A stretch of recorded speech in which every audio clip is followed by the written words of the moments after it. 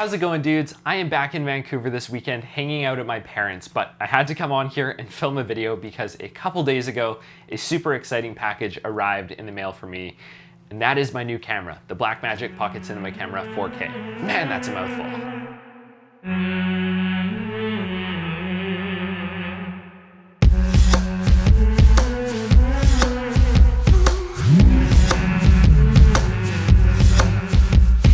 I've had a couple days to play with this thing. I've got to use it on 2 shoots so far and just mess around with it here and there. And I have to say, this thing is crazy. I love it so much. So before I jump into my first impressions, I kind of want to set the stage just so you guys know what kind of filmmaker I am and what I use my camera for. I honestly do a weird mix of content that is off the cuff and kind of run and gun, but also some planned out, storyboarded, scripted content, which has a lot more thought put into it. I run a digital media house, so I work with a lot of businesses and brands, so I'm kind of in the corporate world of things. I'm definitely no cinematographer working on big movie sets with expensive equipment and tons of people. It's very much so myself and maybe one other person doing some corporate work. But I also run a YouTube channel, and filmmaking is a huge passion of mine.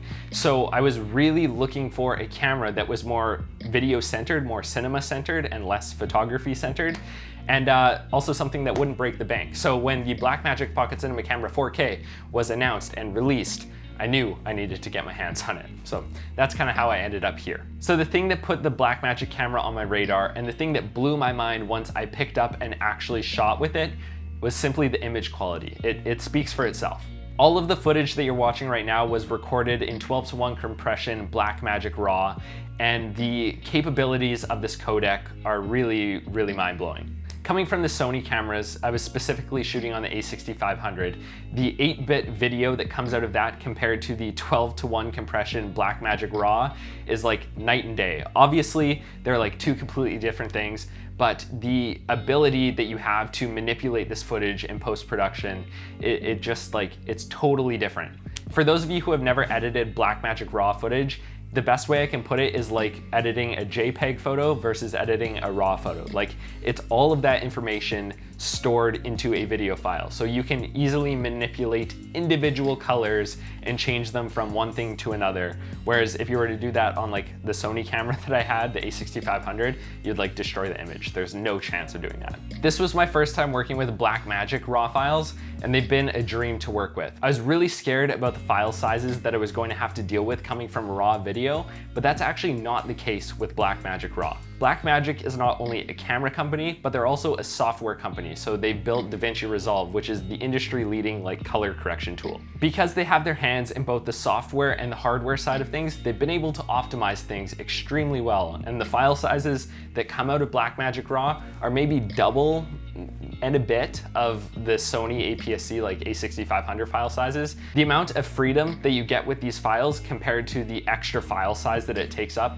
to me, it's totally worth it. Another thing that scared me about this camera at the beginning, but something that I've turned out to really enjoy, is that it's more of a cinema camera, meaning it doesn't have things like sensor stabilization to help you, and it's more of a brain. It's meant to be built out with a cage and handles and monitors and stuff like that, and that kind of scared me going into it, but I turned out to love it. I was filming my friend Eddie at his barbershop the other day, and I had to bring my monopod and fluid head with me to film, which I hardly ever did when I was rocking my a6500 because it had in-body image stabilization. The in-body image stabilization on that camera was nothing to write home about, but it was definitely enough to crank out some shots handheld, and so I never really worried about bringing a monopod or a tripod unless like I really needed something specifically. But this camera, you don't really have that option. There's no sensor stabilization. The lens that I'm using currently has a bit of stabilization, but it's not enough. It's definitely handy to not have to lug that equipment around, but it comes with its downsides. Using my monopod and fluid head, I had to be a lot more intentional about what I was shooting, and I had to be a lot more thoughtful about how I was framing it. Because of things like that, it's forcing me to be less lazy as a filmmaker and be more thoughtful and intentional about what I'm doing. So in the long run, this camera is definitely going to make me a better filmmaker, I feel. Now, something that I really like about this camera is its size and weight. It's definitely a lot bigger than my Sony a6500 or a mirrorless camera, but it is significantly smaller than a cinema camera. And like I said, I wanted something more cinema-like, but I wasn't looking forward to the massive camera that came along with that. This thing, I think, makes the perfect amount of compromises to still pack in a lot of those features, but to keep it in a relatively small form factor. I mean, I still carry everything around in my backpack and I'm fine with it. Oh, and that's another thing to mention. The lenses that you're going to put on this camera are going to be quite a bit smaller than the lenses that you put on like a Sony full frame. So that kind of evens out the size benefit. Like I said, this camera brings some pro cinema camera features into a small consumer camera, which is what got me really excited. For example, it has an XLR input, so you're able to plug in quality microphones straight into the camera. The video monitoring features on it are awesome. They have false color, the ability to input LUTs so you can see what your image is going to look like and not in the raw, like grayed out format. It's quite nice. And you're also able to do things like record directly onto an SSD, which you can then unplug from the camera, plug into your computer, and edit off that same SSD before you plug it back into your camera to record again, which I think is pretty cool. Now, I mean, it's not all sunshine and rainbows. I should probably talk about some of the things that people gripe about and that I don't like so much, but honestly, there's not a lot. Before I got my hands on this camera, everyone complained about the battery life. And while I'm not gonna lie, it is pretty bad. It's very similar to something like the A6500, which I was just shooting on for like the past year. So it's not a big difference to me. It's kind of the same. If you're coming from something like the new Sony full frames with bigger batteries or a Canon DSLR or a GH5, the battery life is going to be pretty terrible for you, but you can do things like either buy more batteries or use an external battery solution. There's tons of them online. You can just jack it into the DC power port on the camera and you're good to go. As I said, the battery life isn't that big of a deal for me. If it's not on my gimbal, I'll put it on a rig and I'll have an external battery attached. And because of the fact that it's so small, I can still fit it on my Crane 2 handheld gimbal and run it off of its battery power. So to me, I don't see it as that big of an issue. One thing that a lot of people pointed out to me, so I was lucky enough to know it going in, but this can be very annoying if you don't, is that although this camera is fairly cheap, I think it's $1,300 US and I paid like 1,700 Canadian dollars for it, you still have to pay a lot of extra money to get all the accessories. For example, you need an SSD most likely, which I think I paid like 300 bucks for. Then you need a cage, which is like 100 bucks, all the accessories.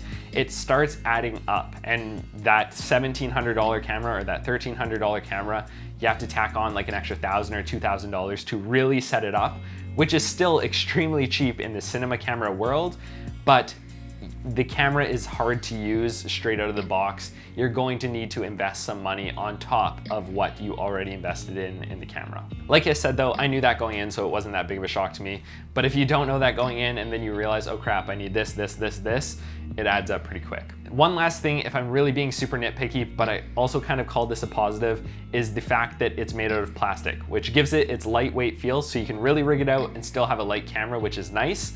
But it also means that it's probably not going to be as durable as like say a metal bodied camera. I've only had it for a couple days, so it hasn't bothered me yet, but I could see after a year or two of owning it, maybe something will break. I don't know, I guess time will tell of how they last, but yeah, it's something to note. It is quite plasticky. Anyways guys, thank you so much for watching. I hope you enjoyed this video. I'm loving shooting with this camera. If you're on the fence about getting it, I say go for it. You can sell it if you don't like it, but I guarantee you're gonna love this thing. Like I said, this thing is pushing me outside of my comfort zone. There's a bit of a learning curve to it, but it's forcing me to be a more thoughtful, intentional filmmaker, which in the grand scheme of things, I think is a very good thing. I can't wait to get back and start shooting some more stuff on this thing. I honestly am loving it so much. If you guys wanna see more Blackmagic Pocket Cinema Camera 4K videos, subscribe and let me know. Maybe I'll do a video on my rig and like the lenses I'm using or something like that. But anyways, thanks for watching guys, and I'll see you in another one.